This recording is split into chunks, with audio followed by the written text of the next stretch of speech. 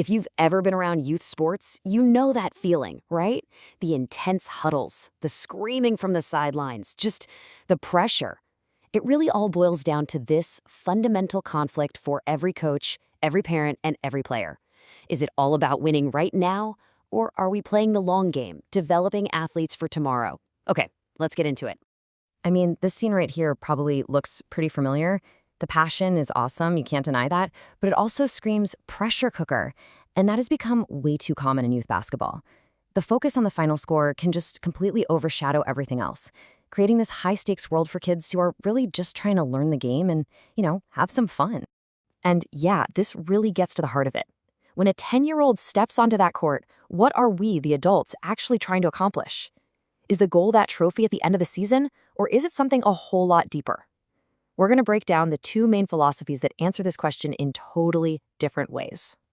So first up, let's dive into the path that is, let's be honest, often the most visible and, for a lot of people, the most tempting. This is the whole philosophy of winning today. You see this in those hyper-competitive leagues where the scoreboard is basically king. This is what's known as the win-at-all-costs approach, and it's pretty much exactly what it sounds like. The number one goal is immediate victory. And to get there, coaches often use really complex team strategies designed to totally exploit the weaknesses of other young, inexperienced teams, even if it means they're not spending time on individual player development. So, what does this actually look like on the court? Well, you've probably seen it. We're talking about aggressive full-court presses that just overwhelm young guards, tricky zone defenses that are nearly impossible for a 10-year-old to figure out, and dozens of set plays that kind of turn kids into robots who are just running to a specific spot on the floor. And check this out, this comparison really shows the huge difference in defensive thinking. The winning today coach, they'll often just throw in a zone defense. It's a pretty clever tactic, actually, to hide weaker defenders and totally confuse a young offense. It often leads to a bunch of easy turnovers. But the playing for tomorrow coach, they insist on man-to-man. And why is that? It's because it teaches every single player accountability and the absolute core principles of how to play defense. Now, to be fair, there's a reason so many coaches choose this path. In the short term, it works. As you can see, those aggressive tactics often lead to some lopsided scores and a shelf full of trophies, and that can build a real sense of excitement and team success. But, and this is a huge but, the long-term costs can be incredibly high.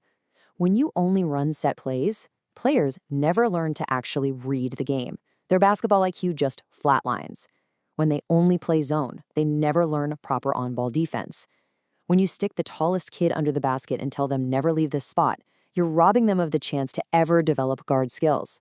And maybe worst of all, the constant pressure can make the game feel like a job, and that leads to burnout. So what's the alternative? Let's switch gears and look at path 2, and see how this builds a totally different kind of player and, really, a different kind of team. This is the long game approach.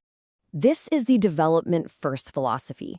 Here, the scoreboard is secondary. The real win is seeing a player finally master a new skill or make a smart read all on their own.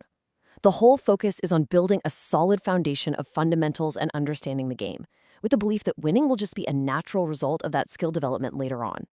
I mean, just look at the difference in offensive thinking here.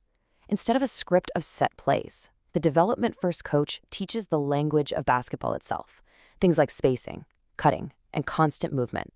This empowers players to make their own decisions, instead of just running to a spot. They learn how to play, not just how to run a play. It's a huge difference. And the long-term benefits of this, they're massive.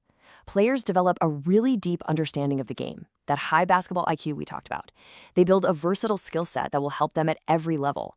And, maybe most importantly, because the focus is on learning and not just on winning, they develop a genuine, lifelong love for the sport. But of course, this path isn't a walk in the park. There will probably be fewer W's on the board when the kids are 9 or 10. Games can look chaotic, even messy, because players are being given the freedom to make mistakes and learn from them. And that means this approach requires a tremendous amount of patience, not just from the coach, but from the players and, let's be real, especially from the parents on the sidelines. You know, this quote from NBA coach Steve Kerr just hits the nail on the head. He's calling out a system that too often prioritizes just showcasing individuals and winning weekend tournaments over the actual process of learning how to be a good teammate and how to grow as a player.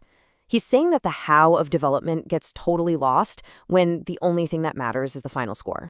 So we've seen the two paths, and the choice a coach or a program makes between them, well, it isn't just about a season's record. It's a decision that can literally shape a young person's entire relationship with sports for the rest of their life. And this right here is the real human cost we have to think about. The research is clear on this. A huge number of kids, many of them incredibly talented, just walk away from sports they once loved. And why? Because the constant pressure to perform, to win at all costs, it just sucks all the joy out of it. The game just stops being a game. So maybe the most crucial point is this. What if the scoreboard is the least important thing we should be looking at? Youth sports are this incredible opportunity to teach invaluable life lessons. How to handle failure, how to value hard work over just the final outcome, how to be a good teammate, how to communicate, how to lead. These are the skills that last a lifetime, long after the trophies are gathering dust in a box somewhere. So it all comes down to this one question. If it's not just about the final score, what does a true victory in youth sports actually look like to you? Is it a perfectly executed play? A moment of amazing sportsmanship? Or is it just seeing a kid who absolutely cannot wait to get back to practice next week? We'd really love to hear your perspective on this. Let us know in the comments.